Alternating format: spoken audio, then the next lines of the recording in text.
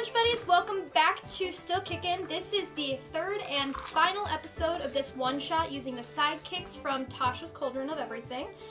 With me, I have Arden XIII. What's up? MalTheCoolest nerd, and Kritical Blink. We are super excited to get to this final conclusion of this story, so let's get started.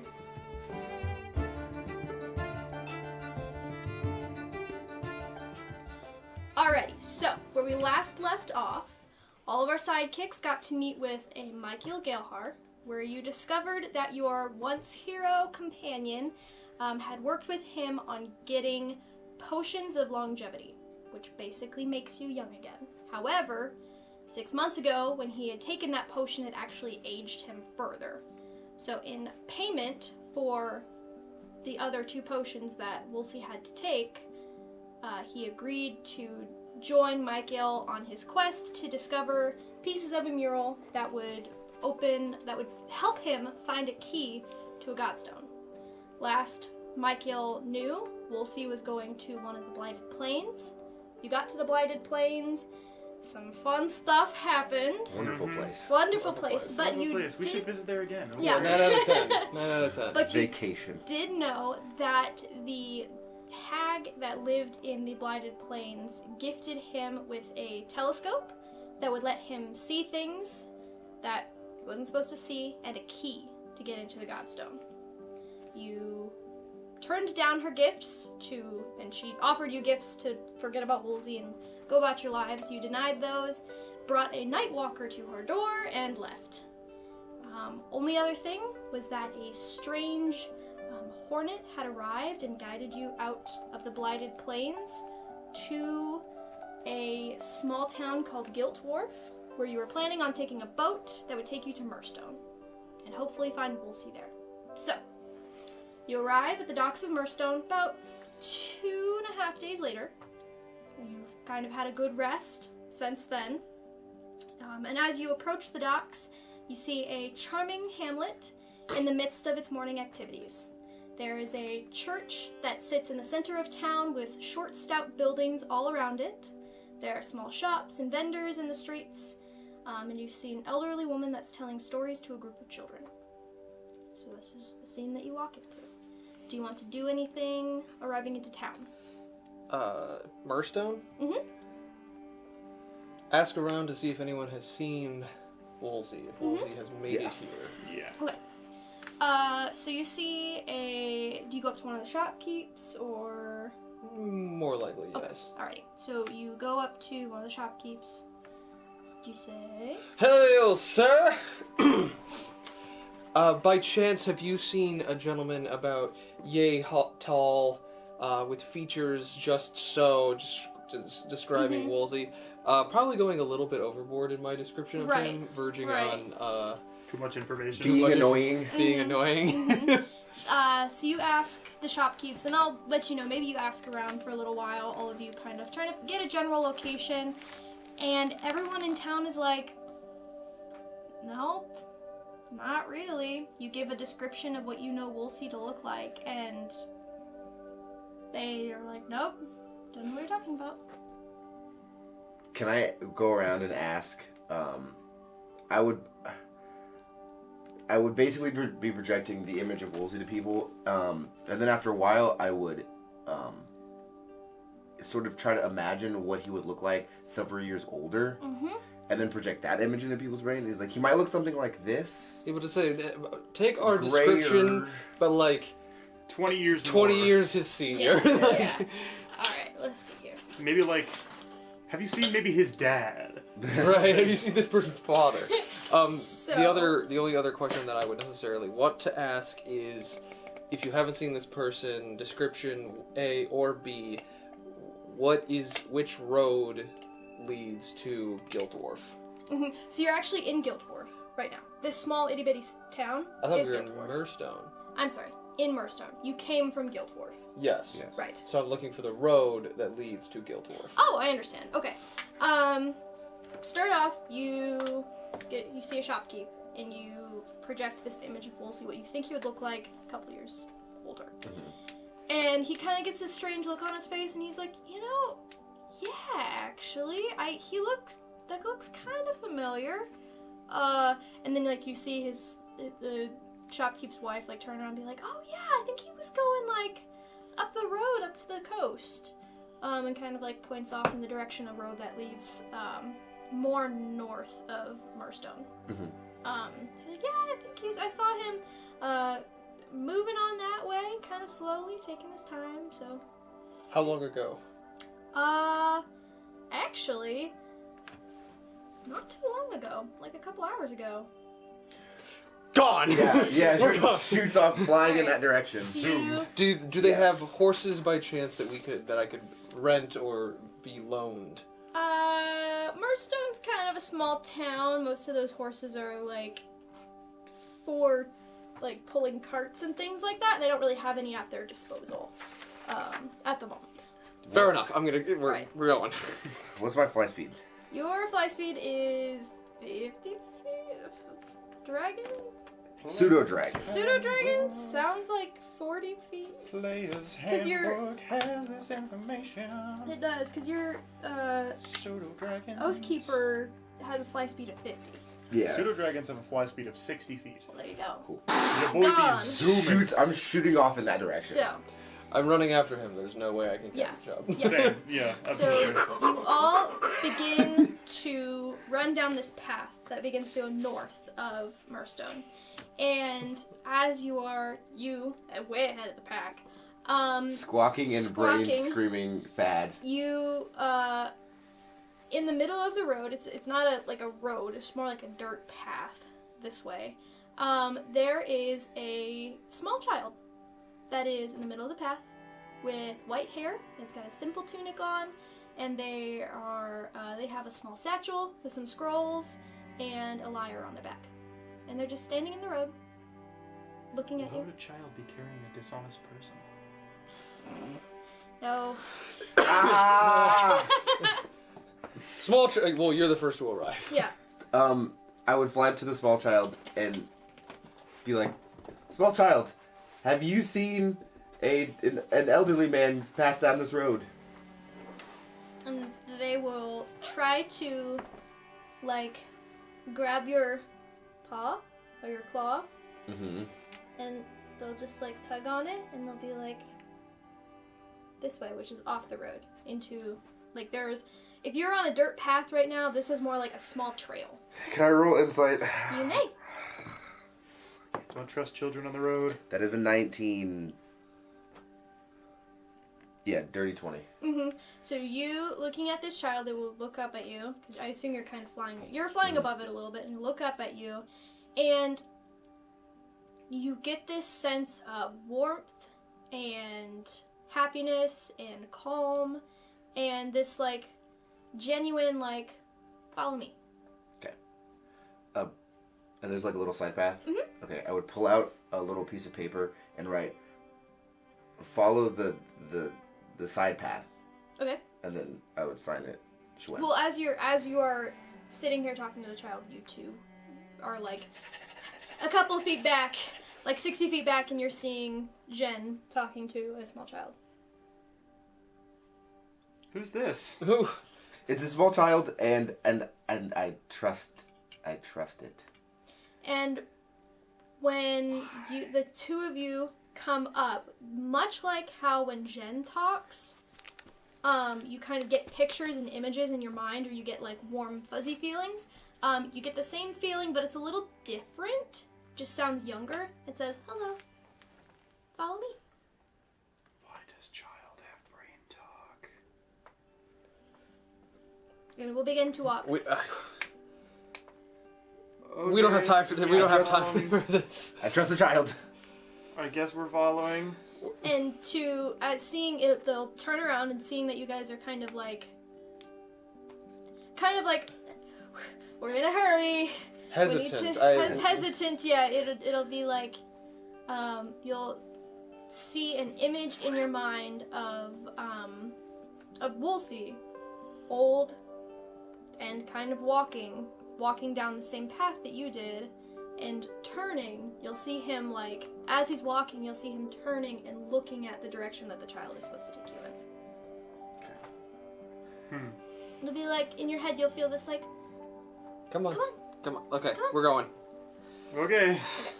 I'm wary, but Mm-hmm. at this point we're close. Yeah. And that is clouding my judgment. As you all follow this small child into this is like a woodsy area, you come upon a grove. There are 5 statues within the grove that are all featuring a different animal. You see a large golden bear, a smaller bright bear that's got a gauntlet on it. You Bright see, bear. you see, it would be another golden bear, but it's just a little bit duller. You see a peacock. I'm sorry, they're all the same color. So it's just you see a large bear, a smaller bear with a gauntlet, a peacock, a little dove, and an anvil on it. Go ahead and roll perception checks. A little dove with an anvil on it? No, Or a little dove and an and then anvil? an anvil. Okay. Perception checks? Yes. That is a 12. 12 as well. Not a 12. Okay. 4. So you both are looking at the anvil, and as you get a little closer, you notice a little bug on it that's like built into it, and it looks kind of like a bee, kind of like a hornet, but it's like carved on top of the anvil. Is it like etched into it, or is Not it more etched. like It looks like it's set on top of it. Okay. Like the bee would just be sitting on the anvil. It's kind of like the one that we saw before. I would look back at the kid. What is this place? And the kid will just. That's reassuring. And as you're there, the kid will project into your mind and will say, "I am Lou, and I need your help." Lou. L-U or L-U-U? L-U. Oh, ooh. Yeah. Oh. No. And they say, "I need your help. I think your friend is trying to go to my house, and they can't go there." Okay. And they will send you'll see images in your mind of an elderly Woolsey looking through a telescope off the coast, more north. You'll see him kind of using a telescope. So basically back the way we came. Yeah, kind of towards the coast. You'll see Lou will then show you images of him getting on a rowboat. A rowboat? And start to go out to sea. And then another image of him turning while he's rowing the boat. He'll look towards the west, and you can see him, like, the vision kind of changes, and you can see him looking as a boat comes into dock. And he kind of like is like, and keeps going. That boat is the boat that you just came on. To here. So he was already on his way out when we were arriving. Okay. On a rowboat. Heck. Lou will then kind of. But he's not. He didn't row back towards Murstone. He just kept going out to sea. He just kept going out to sea. So. All right, we need a rowboat. Yeah.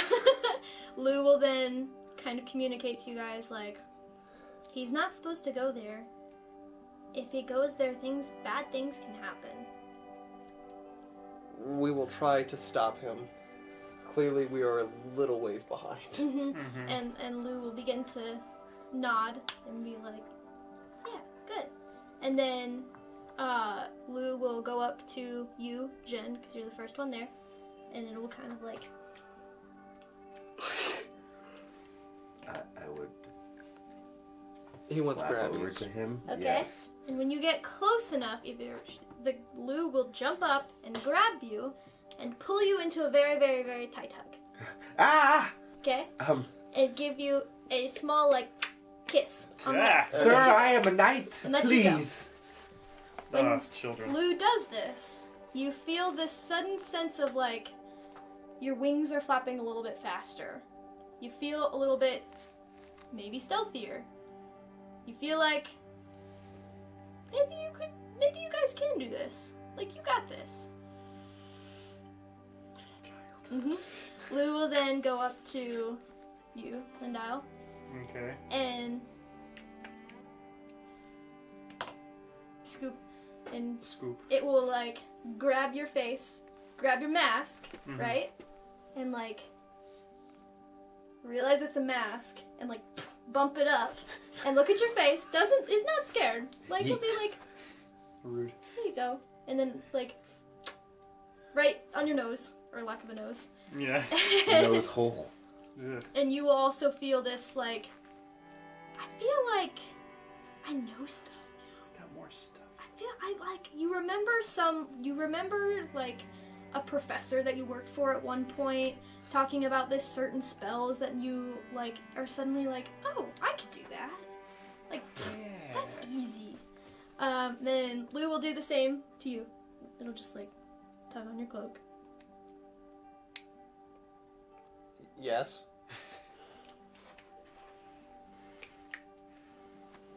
Oathkeeper, why don't you do it? Why don't you go?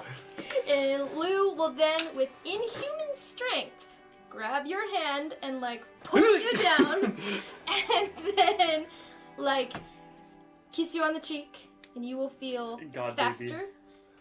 and maybe a little stronger, and, like, all those things that Woolsey talked to you about in the academy and training, I've, like, come back to you with, like, a little bit more knowledge. And then Lou will then point to back the way you came, and will send you an image of a rowboat on the coastline. Thank you for all of your help. This was a weird experience. You hear Let's go. Very bizarre. You hear a voice in your head say, "Go, go, go, go, go." Can I roll religion on Lou? Yes. Yeah, I should probably do that. Fucking heck. 13. Go ahead and roll advantage. Just Mel. Okay. 19. Okay. Yes. Plus 3. Yes. Okay. Everybody else do their religion checks real quick. Mm-hmm. 4. 4. Okay. Well, 11. technically 5, 11. because I have a plus 1 now. Lindile, this makes sense why you don't really know this. You get a sense that this is a really weird experience. I'm from Avian. I don't know y'all religion. These are not anything doing with the religion of Rodinef. You're kind of like, I don't know. You said 13? I said 11. 11. Never mind. You are kind of like, these animals look familiar. Kinda. Like, they probably represent something important, but we gotta go. We gotta go. Jen, as you are all departing and you're looking back at the grove of the statues, it clicks for you very quickly. All of those statues represent gods in the Court of Light, and specifically, when thinking about Lou and your name, Jen, you know that the god of poetry and crafts and all things good, the child of Visaria and Sol, his name is Zhenlu. After the god you're named after. Yes. But you gotta go.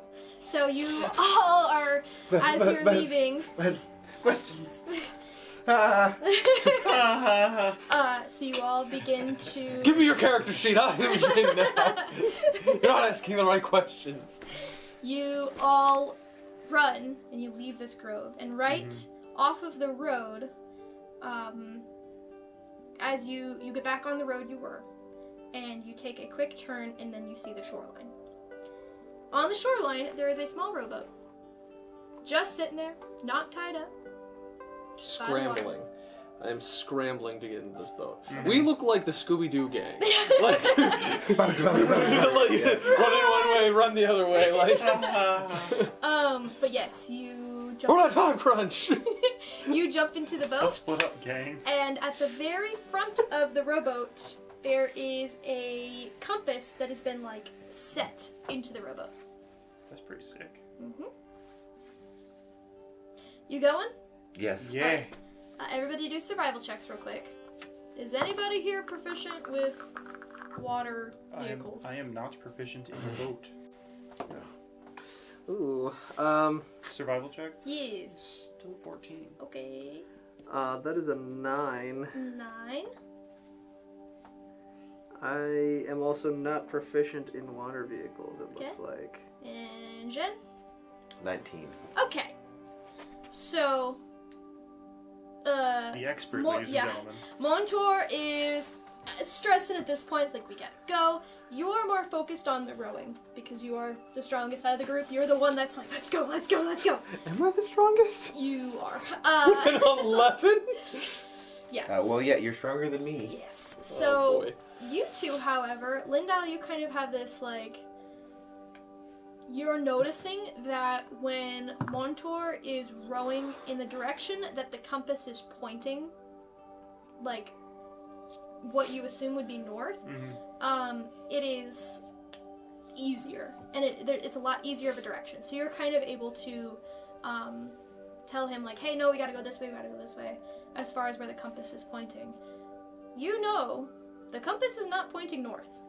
You know where north is in Road Enough. This is not it. Okay. So this compass is pointing towards something that isn't north. However, you all get in the boat, and you just begin rowing. Yes. You are rowing for about 30 to 45 minutes straight. Can I use fire bolts to give extra propulsion? Rocket Sure, boat. sure, yeah. Rocket boat! Sure. So you all begin traveling in this rowboat towards, you don't really know what. You're kind of like, just Woolsey in general. Yeah. After the shores of Rodenef have been completely consumed by the horizon, a cylindrical tower comes into view. The top of this tower is left completely unseen by the gathering clouds at the top, while the base is enclaved with treacherous rocks that have waves thundering against it. There's a faint light that guides you towards a small dock, and a puddle-ridden path leads you to a front door. So you all disembark. You all head up this path. What you're looking at is basically a lighthouse, but you can't see the top of it. Even when you get close to it, it goes so far up you Oh, okay. cannot see the top. Lighthouse. Yes, Okay. incredibly tall. You've never seen anything like this before. What Are do you- there docks? There's like a small dock Okay, cool. that you guys have tied your rowboat to. There's no other rowboats. There's no other rowboats? Okay. And we followed the compass. Mhm. Okay, I'm knocking on the door. Okay. There is no response. He's swinging his little dragon arms, punching the door, because this is what it door takes. You open the door. Yeah. There's a man with a brick. Yeah. Ready for you. It's fine. It's just direct brick to skull contact. Don't worry about it. Before you enter, everybody roll a religion check. Roll check. 10. And again, makes sense. 4. 4. Natural 1. Natural 1. You. I don't know how to play that. We'll play that in a second. Hold on to your natural 1. Oh, great. Thank you. Hold on to that, buddy. You. He forgets how to brain talk for are- a second. Yeah. Yeah, so everyone here knows that seeing a map of Rodenef, this small island random lighthouse isn't a thing. This There's does nowhere to be seen. nowhere to be seen on any maps. Oh, this doesn't exist. No. Oh, that's good. And That's this nice. you're getting very based on should the put this sight on your of map. not seeing the top, you're getting very like, this is unnatural, but it's like a comforting feeling. You're just like, this is kind of weird, but I'm okay with it. It's cool. Comforting, unnatural. Comforting, unnatural, unfamiliar. Like seeing old people. What? Either way, you open the door. You're a skeleton! Either way, you find that the door is unlocked, and you open it, and you walk in. Entering this building, you are greeted with a warmth in contrast to the damp chill outside. The cylindrical room is 80 feet in diameter, and is made out of white marble with golden designs etched into the floor. The distinction between outside and inside, very, very drastic. There are doors. There's only one door, the one you came through, and there are no stairs. So you're just looking up, and you can't see the ceiling. There's just white marble all the way up. And there are no stairs. No stairs. Nothing Is there in a here. ladder? No. Okay. It's just a plain room. It's just a tall Yeah. room. In the center of the room, you see a pedestal, and there's kind of like a marking in the middle of the pedestal, like something used to be here, but it isn't here anymore. Is anybody doing anything? Wolsey! Jen would start flying upwards. Okay. Can I perceive upwards? Yeah, go ahead. Okay. Can I detect magic? Yes. I will do that. Mhm. Wait, am I recharging the spell slots that I spent Yeah, before? yeah, Okay. yeah. So then, just gonna erase It's that been other it's been mark. 2 days, so. Cool. That is 24. 24 on your perception check. Nice. You with your scout-like eyes have. What do your scout eyes see? Yeah, what do your scout eyes see? And you're very. light. Right, you are very confused because, again, as you look up, you can't see the ceiling. It just keeps going on and on and on. You do see something, but we'll get to that. Detect magic? Does, like, divine energy count as magic? Yes. Okay. It's just This place divine magic. Is completely filled with light magic. Like, kind of how in the Blighted Plains where it was, like, pulsing, this is just constantly bright. It is like the entire place you are in. You are blinded for a second as you walk. It's too much for you to look at. You begin to fly up. You get about 60 feet? You get about 120 feet in the air. Because you're just going. You start going up. Well, low he going. As you begin to fly upwards is when you begin to look up. When you're looking up, you suddenly see a dark shape. It's growing bigger and bigger Jin, come back! and bigger. Jin! You get a choice. You can either begin to fall back or keep going. Well, based on my natural 1, I think I'm just going to keep You flying keep upwards. going. Jin! Alright. Jin, there's something coming! Come back, Jin! It's fine, friends. No, Jin! I'm fearless. As you begin to float I'm drawing up, my bow. make a dexterity saving throw.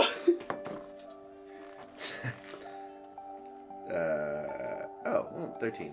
13. Okay. Are you sure? Don't you have proficiency in dexterity saves? You. Yeah, I do. So, 16. 16. 16. Oh, good golly gosh. Slightly better. I'm fearless. I am fearless. I am small and fearless. Nope, that was And have a wrong. tail That's that not- paralyzes things. My blade. Alright, Always at my as side. you are floating up, Always at you my see butt. this dark figure coming closer and closer. Suddenly, you feel something slam into you as a claw rakes across your small form and drags you down back to the base of this tower. It lets you go, and it doesn't like slam you into the concrete, but it like claws you and you fall back down, barely Slams able to into the catch ground yourself. And he's just there like Yeah. Yamcha pose. Yeah. Just like... Splat! No, he Yeeted. doesn't. He does not splat you across the floor. So suddenly, you see this figure come flying down from the top of the tower where you didn't see, taking Zhen with him, and slams onto the marble floor with a thud. It has large, feathered wings, bird-like features, 2 claws, and this nasty beak. So you're looking at a rock.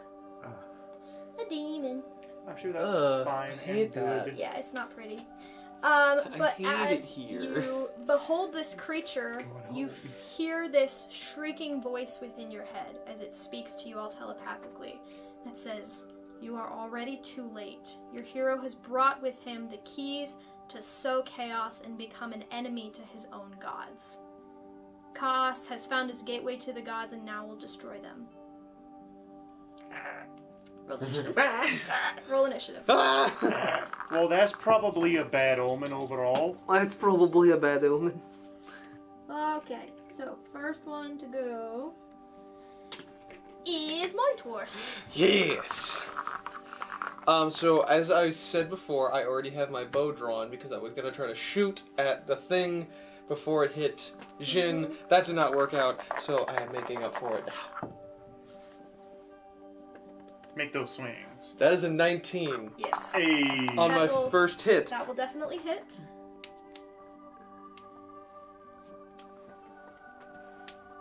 That's a second 19. Did you roll 2 19s? I just rolled 2 19s. Okay. Back with to back. With your new abilities as a sidekick warrior, those are both critical hits.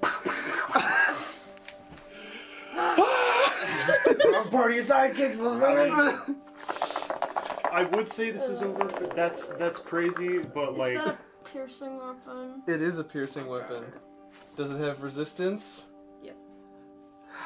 Well, good, because criticals. Okay, well, my first hit is 9 damage. Oh, sorry, my first hit is 18 damage because critical. Right. So it'll take 9 damage. I'll take 9 damage. Oh. And my second hit is 8, so it'll take 4. It'll take 4. So. What was Still that? pretty good overall. That's a 8 plus 13 4 damage is total. Huh? 14? 12? 13? 13? 8, wait, was it 8 and 4? It was 9 9 and 4. 9 and 4, so 13. 13. Okay. I am the bone of my soul. I am the bone of my sword. Alright. I will never do that well again. Don't say that. Don't say that. I mean, that is also a level 3 fighter thing, Now. which is cool. Okay. The champion. Yeah. That's You fair. are our champion. Juin didn't like that, so he is going to take his tail in his hands and fly at the beast and attempt to plunge his stinger into his chest. Alright, go ahead and roll.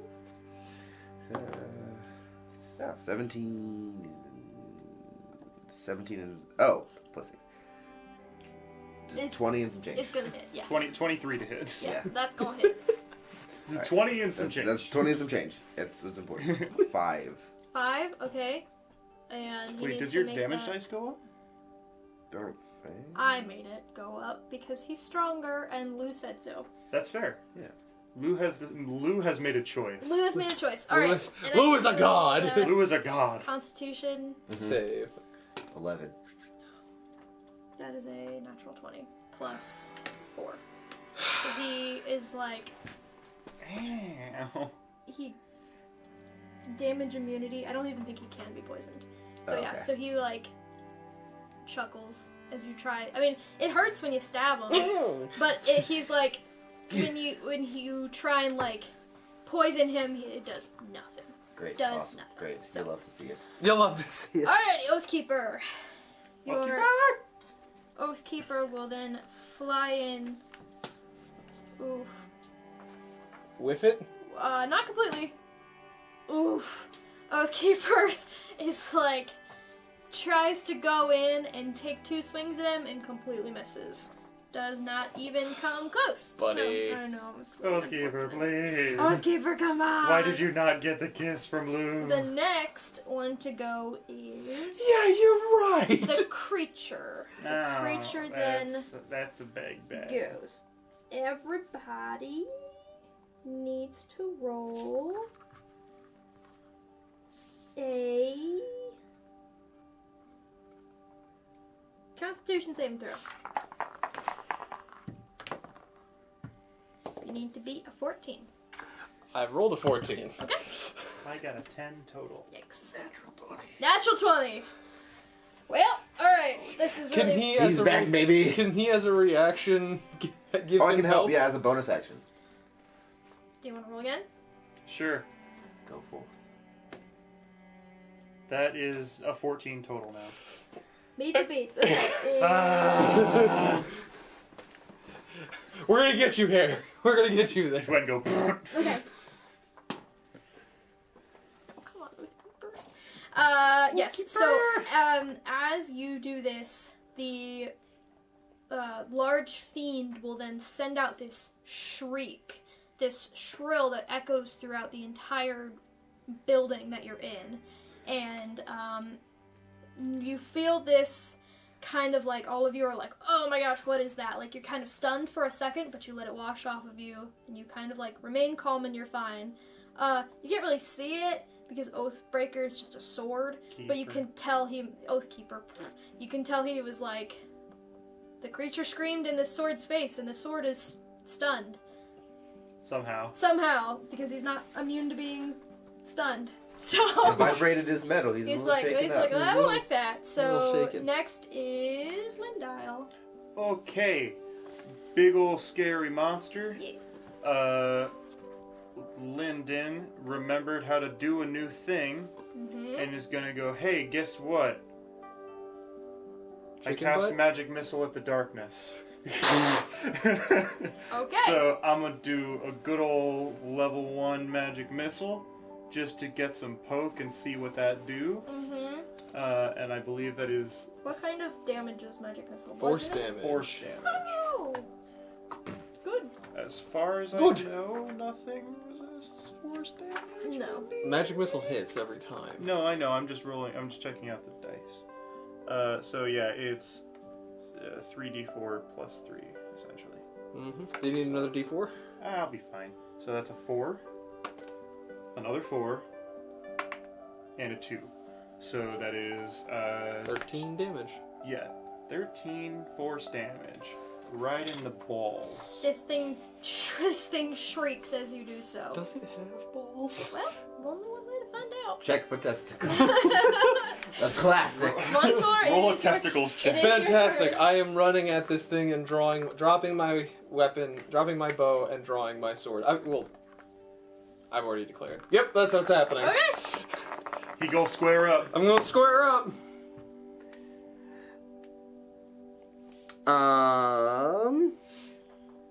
That's a 21 to hit. Definitely Base hits. 15 plus 6.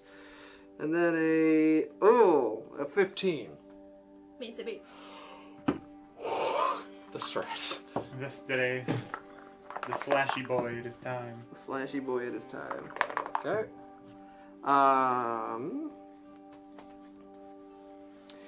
7 points of damage. Is that the Total? Total. Total.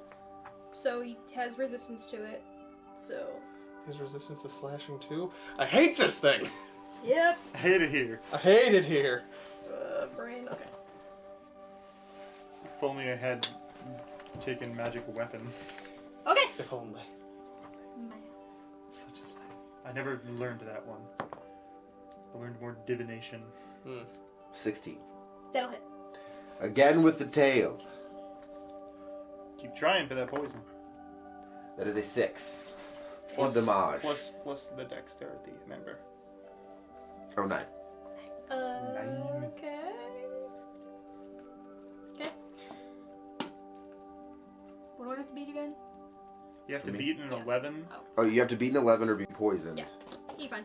Yeah. Again, he's resistant to it, so never Yeah, mind. so, Yeah, yeah, whatever. doesn't- No, he takes that. Resistance for that condition just means he gets advantage on that saving throw. He's resistant and he's immune. Immune. Okay. Never mind then. Completely immune to poison damage. So, I don't know why we wasted our where do you hit him? I'm going to try to stab him in the hand. Okay, you get him in the hand, and he's kind of like Yes.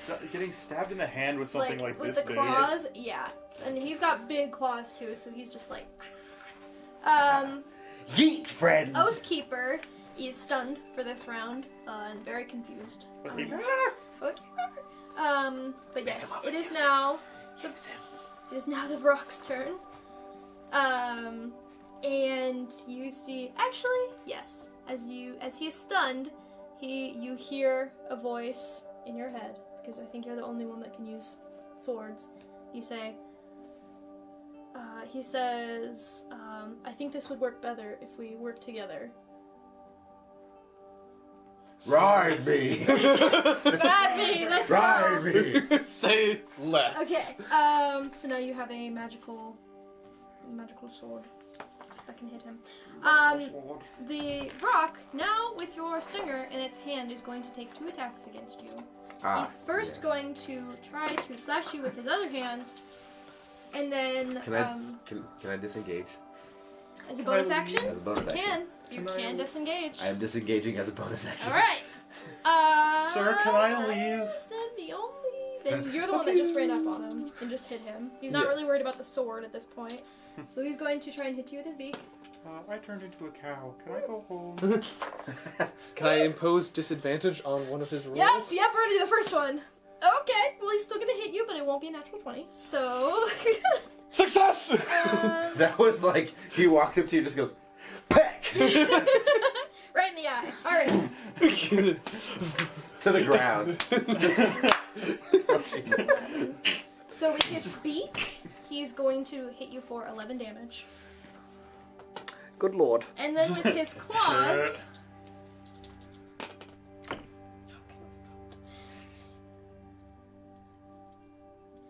15 Damn, bro. damage 15 damage. with his claws. So 11 and 15? Yes. Hmm. 26 total points of damage. Oh boy.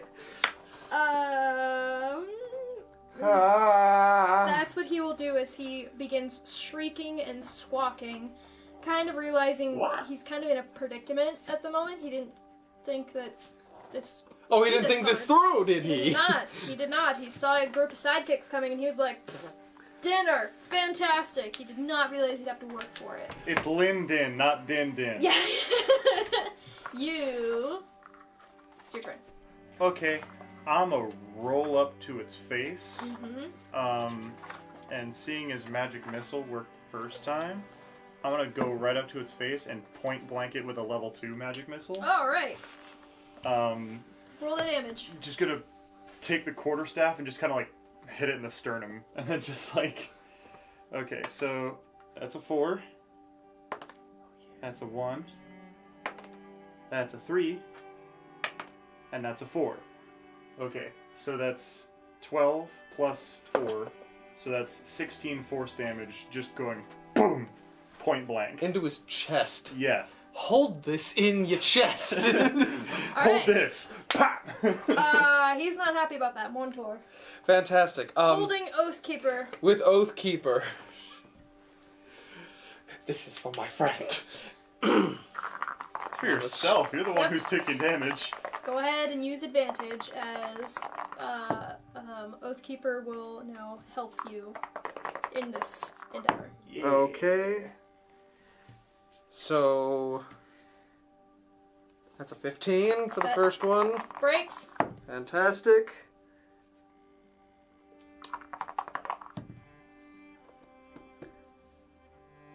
Dang it! Then 17 for the next one. Both break. I thought that was a 20 for a second. I got real excited. I was like, aha! Aha! Since is Oathkeeper, he's a flying sword. Yes. Okay, I am using him with 2 hands. So does that give me? Is he A versatile? D8, so it'll be a D8 instead of a D6. Okay. Wait. Is he a long sword or a short sword? You're right. D10. Yeah. Yes. The long sword. A long sword. The big boy. I'll take that 6. Okay. 6 plus. I have nothing to strength. Okay. So. Alright, but you got 2, so you got those 2 attacks hit. So. Oh yeah, you're right.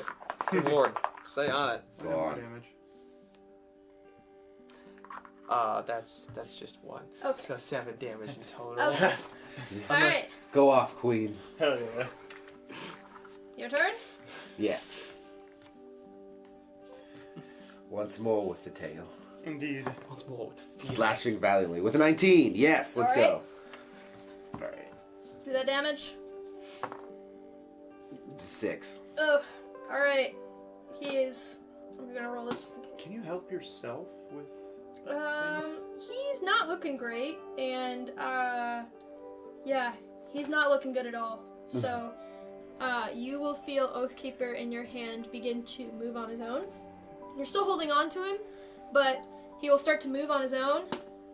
And like I will let go, or he'll take. You don't have to. Do you let go? This is important. It does not matter. I don't let go. You don't let go. Okay.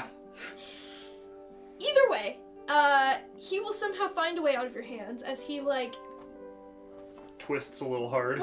just goes that way. Oh, I was hoping he was just gonna drag him around. No, just gone. So Oathkeeper's having a day. Ha! What? Oathkeeper, Oathkeeper! Oh, where are you going?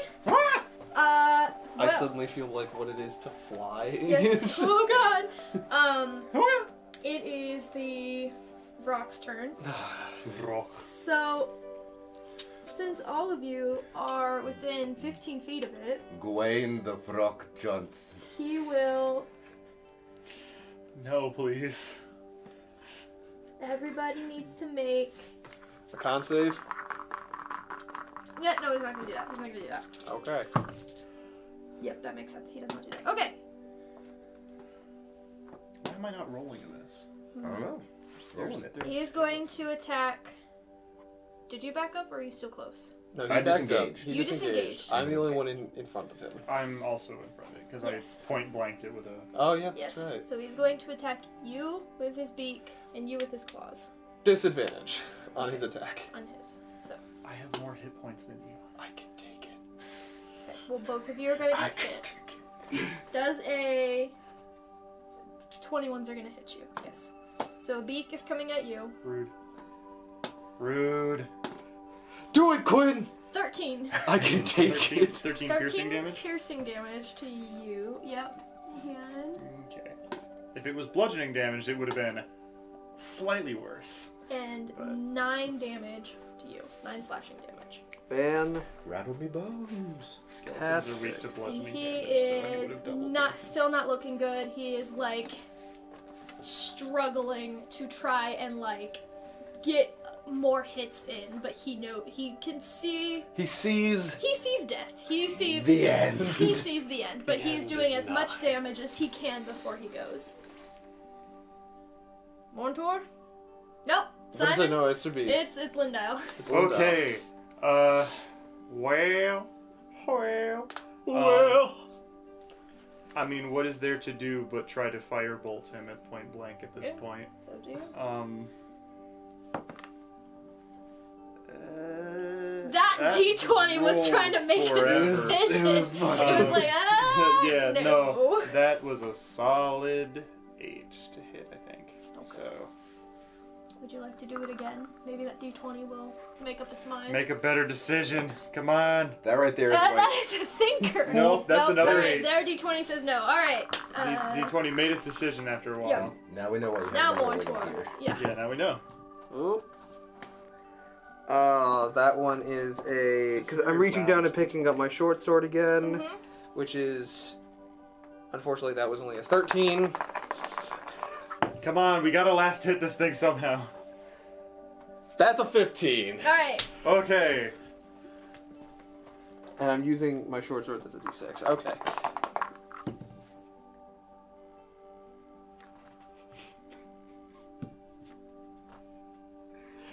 Three. 3 damage. 3 damage. Wait, what is your dexterity? It doesn't use dexterity. Is short sword? It can. But it's not.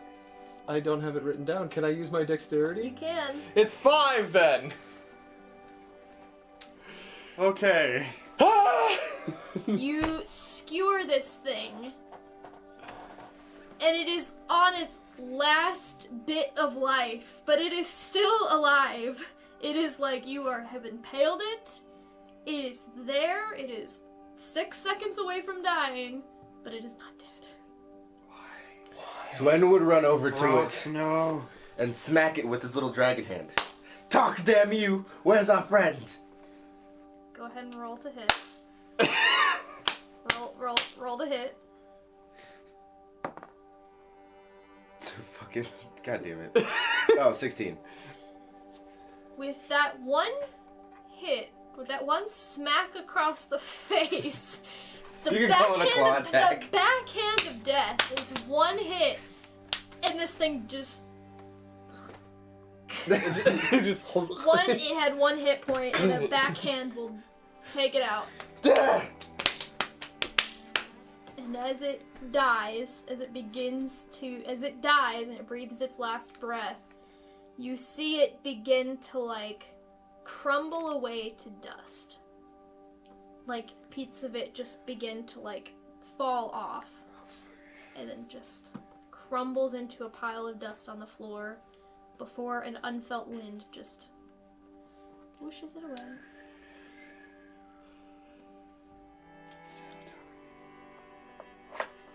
Back from the flame from which you came, foul beast. So, you all... Spitting at it. Yeah, spitting Just at it. spitting. Spitting on the wind. You all stand there, a bit exhausted and a little bit in pain, because that was not a nice creature. Oathkeeper comes back, and, like, if swords could be like, it was not the best, that was not the best that I could have done. Didn't but like that. Didn't like that one. That was not the best. That was I would appreciate it if you didn't tell Woolsey on that one. Yeah, that one. That just pretend that didn't happen. You all roll perception checks. Is this hearing or is this seeing? Seeing. Seeing or hearing. Whatever one. Well, if it's hearing, I get advantage. Go ahead and do hearing. Dirty 20. Dirty 20. 10. 10. 13. 13. You're the first one to see this, Jen, as you see Lou walk in the door. That Kind of like, could have used you a second ago. they shake their head. We had it. We were fine. Lou does like 2 thumbs up. He's like, We all turn like ragged, like cap on sideways. Lou will then come up to the whole group and will try to grab hands. And in your heads you'll hear, "Come with me." Okay. Following Well, a child. Carefully grab hands, and someone grabs Oathkeeper. Mm-hmm. We And- grab him by each of his Yep. each of his guard Yep. sides. Grab him by his guard, and you all feel this rush of air. Your eyes kind of blur for a second, and you are teleported into an identical room. But this one does not have that door. There's another room. It's just in another room, but this one does not have any doors. Jordan grabs his tail and looks upwards. You look upwards and you see a domed ceiling. Lyndon looks down. It's just the marble floor. Hmm. As you, Not what I expected, honestly. yeah, as you enter the room, A little bit of a see- letdown. Yeah. No, wrong choice of words. You all see 5 gigantic plinths in a semicircle on one side of the room.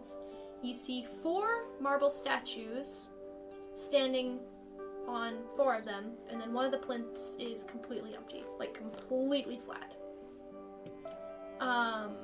You see on the far right hand side, you see a bearded man dressed in craftsman's garb with tools and materials all latched around his belt. On the far left side, you see a huge suit of plate armor with a gauntlet on one hand. On the inner right side, that's the one that's completely empty. Inner left side, you see a statue of a beautiful woman who's in plain garments and has a thick veil covering her face. And in the center, you see a man who is tall and proud, whose face is stern, but eyes give off kind of like a kind and forgiving aura. Now, no matter how closely you look at the statues, your eyes don't stay on them very long, because as you are looking into the center of the room, you see a man. Old and withering, and a little injured, you see Thad, you see your Lurkin Fraser, you see Woolsey Bjorn. And he is standing there kneeling in front of all these statues. Upon your entry, you hear a gruff male voice within all of your heads, kind of in mid-sentence. Able to fight off the evil he's already brought to our doors. No matter the deceptive forces at work, he let himself be consumed with his greed. He must be punished. Jordan is flying directly over to Thad. So you zoom forward, and I kind of rush like- over to Woolsey's side. Yeah. Yeah, Lyndon is following them. okay. So you all rush to Woolsey, and he kind of had his eyes closed for a minute as he was like standing there. But as you all grow closer, his eyes will fly open, and he will look around at all of you, and there's this look of first complete joy to see you all, as he will grab you all and hug you all very tightly and say, I was so excited to see you, I've missed you. And then they'll kind of be like he'll grab you all very tightly, and then he'll let you go, and he'll be like, why are you here? How did you get here? You shouldn't. And he'll look back at the statues and be like, you shouldn't be here. Neither should you. Be like, I came here on my own accord, and I'm here to, well, and he'll look back up at the statues, and Lou will come up and, like, wave behind you guys. And a voice will be heard. It is a little bit of a lighter male voice, and he'll say, Lou, who have you brought with you? And you'll see, you'll hear Lou's voice, the childlike voice in your heads, and he'll say, I brought his friends. I think he needed them. They were looking for him because they cared about him. Shren would look at the several statues and very cautiously step forward and take off his little leather cap. Hello, my name is Shren. And you'll hear a female voice this time say, greetings. We have been in search of our dear old friend here, Fad or Wolvesy, and we feared that he may have been misled or tricked, and we came to save him, as he trained us to do. Mm-hmm. And you'll hear the male voice, the more harsher tones say, well, nothing can save him now. He has disgraced this court by bringing evil into it and letting his own actions speak before us. And Woolsey will kind of shrink back down into himself. He's like, the gruffer male voice will continue and will say, he let himself be tempted by those gifts, and that's what brought him here.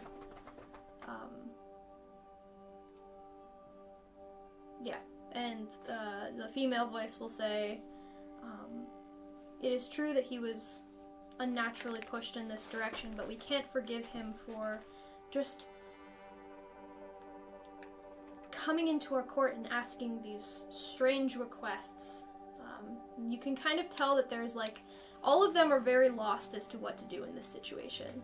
Like, these voices, you keep hearing them, and you're kind of confused. What evil are you guys talking about? Mm-hmm. You talking about the one that's not here anymore? Mm-hmm. You will hear the female voice say, yes, your Wolsey brought using gifts from Kaas was able to find this court and had come here to ask for youth and immortality so that he can keep doing his adventuring.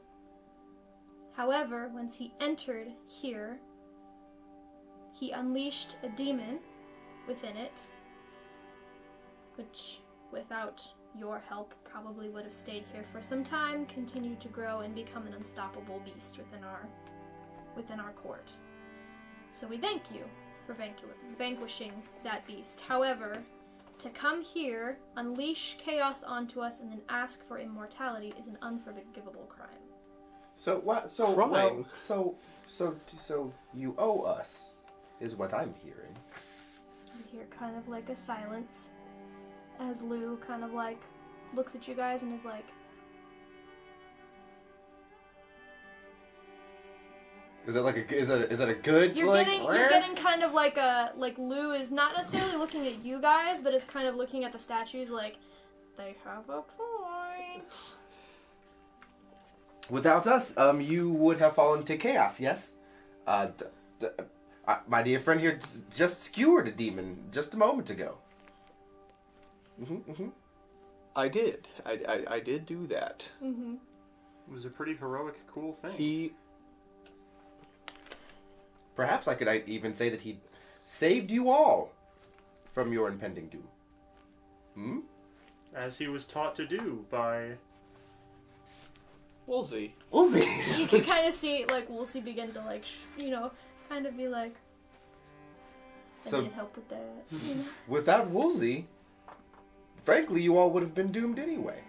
So technically, Woolsey is the one that saved you. Woolsey is the one who taught me how to take up my sword and fight for what is right. Woolsey's the one who taught me how to track and learn and find things. The only way we could have made it out of those horrible, horrible blighted plains and back to you. And he's the one who taught me how to be more than just the life that I thought I had before. Shoot lasers! You hear the softer male voice speak, and he says, "So what do you suggest we do? Because he did commit a crime against the gods. We can't just let that go. Just let that go." Just once. Please, though. Well, do what you will, but I would ask your favor to us be the sparing of our dear friend and Master Woolsey. There's a moment of pause, and you hear the female voice say, "How did you three enter the Godstone? Were you given a key as well?" We just walked in. Yeah, well, Lou let us in. And Lou will look at you and go,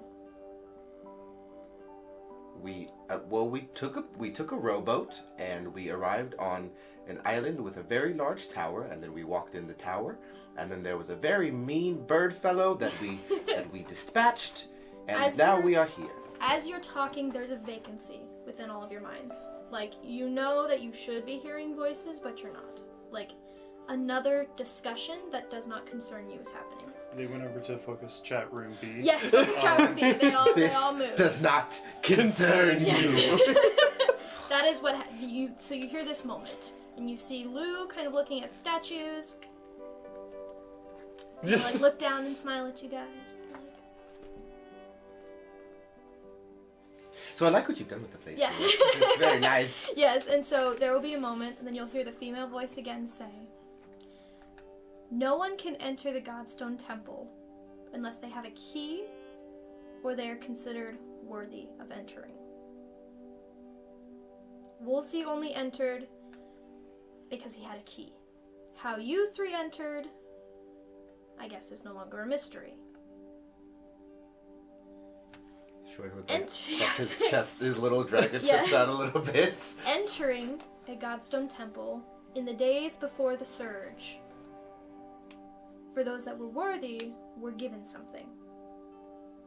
Traditionally, this could be immortality, something that they gravely wished for, a wish, whatever they chose. I say that we hold up those rules for you three. You each, as a collective group, get one wish.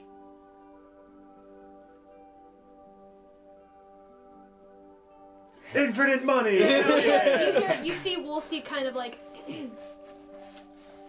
and he will kind of like talk to you three, and he'll be like, "This is a big opportunity. A wish from the gods is not something to pass up on.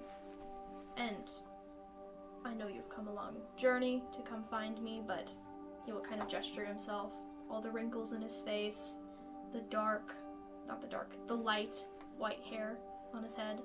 Say, "Even if I kept drinking potions of longevity from Michael, I don't know how much I have left in me. it might be best if you consider your other options.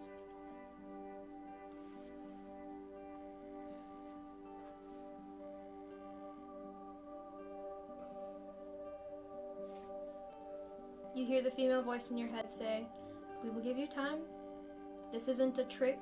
You don't have to worry about your wording with us. We're not gods of trickery. We are just wishing to uphold our end of the bargain."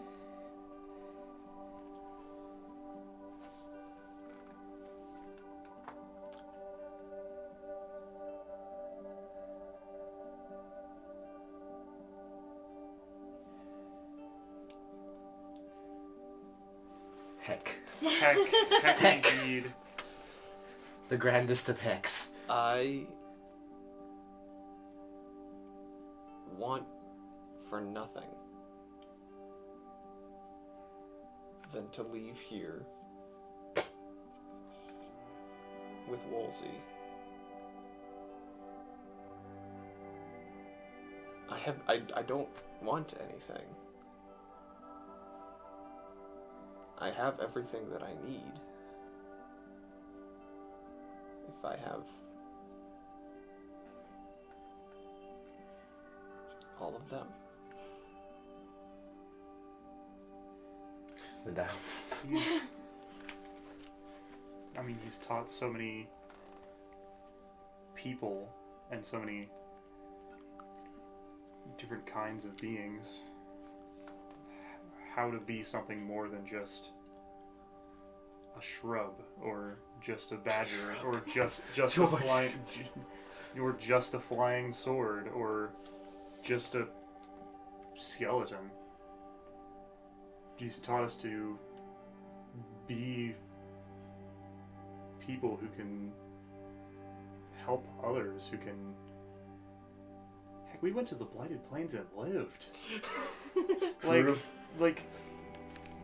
You'll see Lou, like... They did do that. They did do that. And there'll be, like, you'll hear a chuckle from the lighter voice, like, yes, you did. And you did get out of it. With help.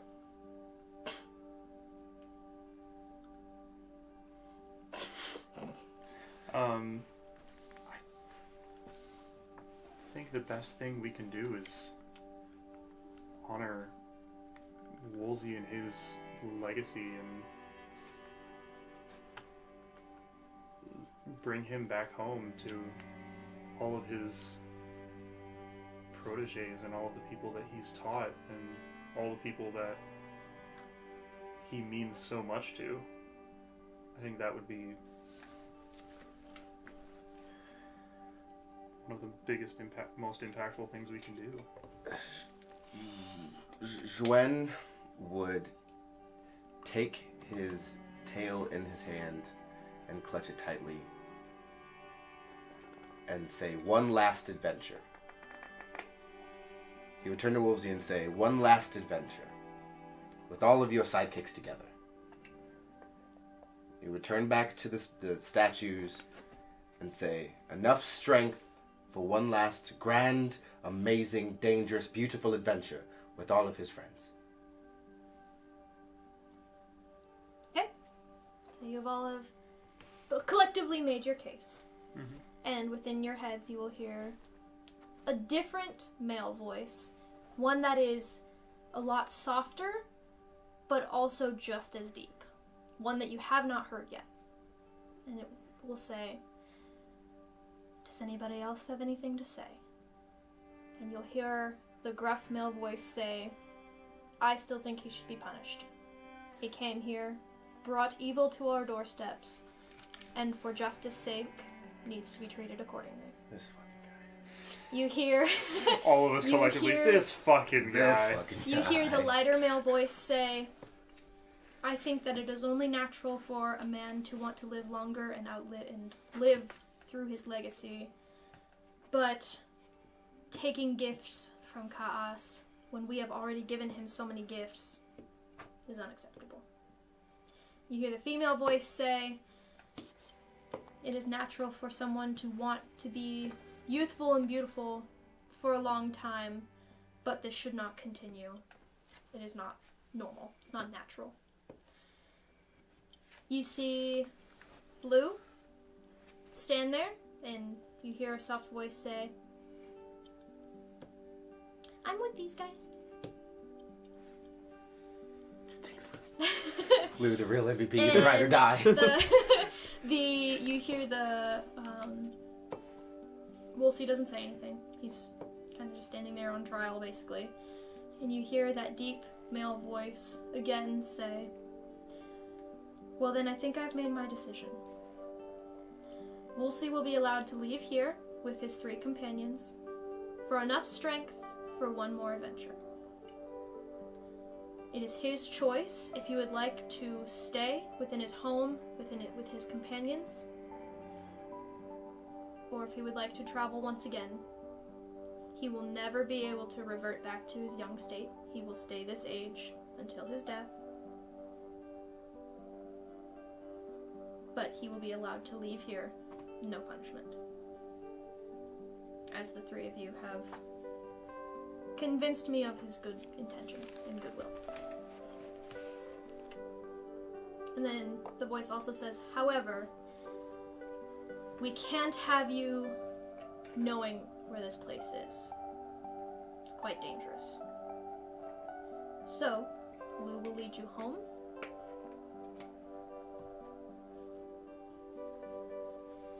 And Lou kind of like nods, says, well then it is settled. And you hear a clanging noise. We're not really sure where it's coming from. You just hear a loud bang. And Woolsey, the 3 of you, Oathkeeper, and Lou all appear back down in the lower room with the door. And it's open. And you see Woolsey like, that could have been really bad. Woolsey? And he will grab you all and hug you very, very, very tightly. And say, thank you. Thank you for coming for me. We weren't going to find you again. Mm-hmm. And, you're trying to be like Woolsey? You have some explaining to do! And you will see him smile. You know, the tight wrinkles on his face will smile and go, yes, I do. I have lots of explaining to do. But we have one more adventure home, and I would like to see all of my friends. He will grab you by the shoulder and be like, it's good to see you. You did good. Very happy for you. And he will hug you, Linda, and say, you look good. You look, Skinny. skinny. Did you lose weight? Did you lose weight? Look at you, skin and bones. Skin and bones. Oh, just bones. And you will, he will pick you, you're still flying, but he will pick you up. He will say, it's good to see you. It's good to see you too. And you will all leave the God Temple, the Moonstone Temple, with Lou with you. Lou will set you off onto your rowboat back to the main shore, waving. And as you leave, as the shores of Rodenef come into view, you all begin to wonder. You did find Woolsey, and he's with you, and there was an island, but you all fought off a strange demon together in a great battle. And now you're bringing him home. And that's all you remember. Oh. You all remember this, even Woolsey. Okay. And as you journey back to Rodenef, you all journey back to the Banner House. He meets with all of his old companions. And you all live happily ever after. Yeah. Until your next adventure. Yay! Yes! And Goodbye, with a little That's it. help from my friends. It just felt right. I get that. Yep. And that is the end of Still Kickin'. Yeah! Hey! Yay! Thank you Fucking guys Woolsey. so much for joining me. Really appreciate it. And thank you for joining us today. If you enjoyed today's video, please make sure to hit that like button. We want to keep producing more short little one-shot things like this. I think it'd be a lot of fun. There's so much more tabletop to be done. Oh, yes. There is so much to Yes. Stay tuned. Stay tuned, please and thank you. But, So if you like it, let us know. Like, Yeah. let us know. yep, and let us know your favorite part of the story. I haven't DM'd in a while, so I need... And I like hey, learning more. why not post some sidekick ideas in the comments? Yes, post your favorite new sidekick option. But Post your favorite option that has been released with Tasha's Cauldron to everything. yes, Exactly. exactly. Well, I've been Kat. I'm Arden XIII. I'm still waiting on that ramen. A good old Mal. And I'm Critical Blink. We'll see you next time. Bye! Hi, Lunch Buddies. I just wanted to give a special thanks here at the end. I know our cameras were cutting out here and there. But yes, thank you so much for watching all of these videos. We really appreciate it.